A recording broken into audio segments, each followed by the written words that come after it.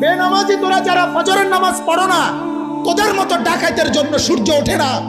সূর্য ওঠে আমার ওই মাসুম বাচ্চাদের জন্য। যেদিন তাহাজ্জুদ বন্ধ হবে, যেদিন জিকির বন্ধ হবে, যেদিন কোরআন তিলাওয়াত বন্ধ হবে, যেদিন মাদ্রাসার এই দরস বন্ধ হবে, যেদিন এই 8-10 বছরের মাসুম বাচ্চাদের রাতের 4টা বাজের কোরআন তিলাওয়াতের হেফজখানার আওয়াজ বন্ধ হয়ে যাবে, আল্লাহর কসম সেদিন আর সূর্য উঠবে না, চাঁদ উঠবে না।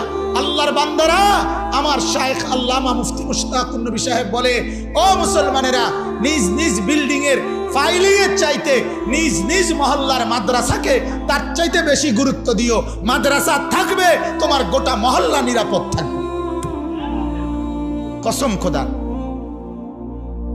কারণ আমরা যখন গোটা মহল্লাবাসী ঘুমাই, মাদ্রাসার তালেবে ইলম রাতের 4টা বাজে ঠান্ডা শীত আর কুয়াশার মধ্যে 8-10 বছরের ছোট্ট মাস